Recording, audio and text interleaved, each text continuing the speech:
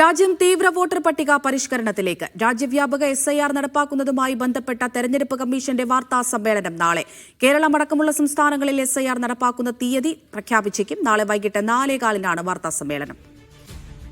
PR Aravind വിവരങ്ങൾ നൽകാനായി ചേരുന്നുണ്ട്. അരവിന്ദ്, ഇതിപ്പോൾ സമയം വേണം എന്ന് കേരളം ഉൾപ്പെടെയുള്ള സംസ്ഥാനങ്ങൾ നേരത്തെ തന്നെ അറിയിച്ചതാണ്. ഉടൻ തന്നെ SIRലേക്ക് കടക്കാനാണോ തെരഞ്ഞെടുപ്പ് കമ്മീഷന്റെ നീക്കം?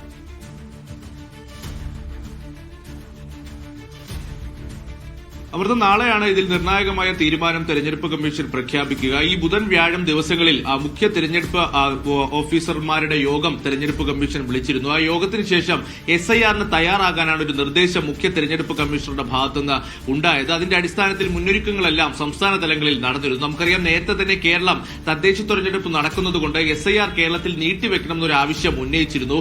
ഈ യോഗത്തിലും സമാനമായ രീതിയിൽ ആവശ്യം മുഖ്യ തെരഞ്ഞെടുപ്പ് ഓഫീസർ ഉന്നയിച്ചെങ്കിലും ആ ആവശ്യം പരിഗണിച്ചില്ല എന്നതാണ് നമുക്ക് മനസ്സിലാകുന്നത്. കേരളം അടക്കമുള്ള സംസ്ഥാനങ്ങളിൽ നവംബർ ആദ്യവാരം, അതായത് നവംബർ 1 തന്നെ ഈ SIR നടപടിക്രമങ്ങൾ ആരംഭിക്കുമെന്നതാണ് ഇപ്പോൾ ലഭിക്കുന്ന ഒരു വിവരം. നേരത്തെ തന്നെ അടുത്ത വർഷം 2026 തെരഞ്ഞെടുപ്പ് നടക്കാൻ പോകുന്ന 5 ഇടങ്ങളിലായിരിക്കും ആദ്യം SIR വരിക. അതായത് കേരളം, അസം, തമിഴ്നാട്, അതുപോലെ തന്നെ ബംഗാൾ, പുതുച്ചേരി എന്നിവിടങ്ങളിലായിരിക്കും ആദ്യം SIR നടപ്പിലാക്കുക. അതുപോലെ തന്നെ ഈ ശൈത്യകാലം, ചില സംസ്ഥാനങ്ങളിൽ ശൈത്യകാലം വരാൻ പോകുകയാണ്. അവിടെ പിന്നീടായിരിക്കും ഈ SIR നടപടികൾ തെരഞ്ഞെടുപ്പ് കമ്മീഷന്റെ ഭാഗത്തുനിന്നുണ്ടാവുക. എന്നാലും എന്നായിരിക്കും SIR നടപടികൾ ഏതൊക്കെ സംസ്ഥാനങ്ങൾ ആരംഭിക്കുക എന്ന കാര്യത്തിൽ കൃത്യമായൊരു വിശദീകരണം നാളെ തെരഞ്ഞെടുപ്പ് കമ്മീഷൻ നൽകും. നാളെ വൈകുന്നേരം 4:15 ഡൽഹിയിൽ വാർത്താ സമ്മേളനം വിളിച്ചു ചേർത്തിരിക്കുന്നത്.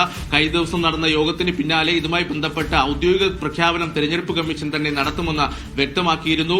ഇതുകൂടാതെ തന്നെ നമുക്കറിയാം, ബീഹാറിൽ ഇതിനോടൊപ്പം തന്നെ SIR പൂർത്തിയാക്കുകയും വലിയ വിമർശനം പ്രതിപക്ഷ പാർട്ടികളുടെ ഭാഗത്തുനിന്ന് അടക്കം ഉന്നയിച്ചിരുന്നു.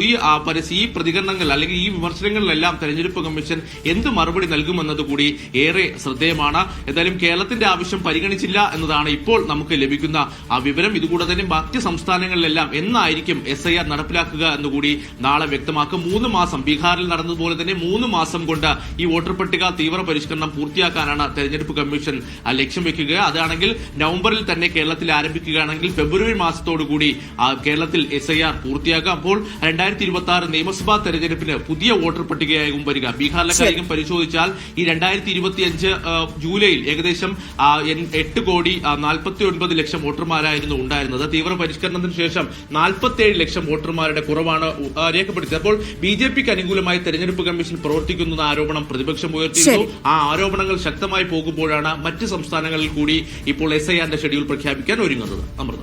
PR അരവിന്ദാണ് ഡൽഹിയിൽ നിന്ന് വിവരങ്ങൾ നൽകിയത്.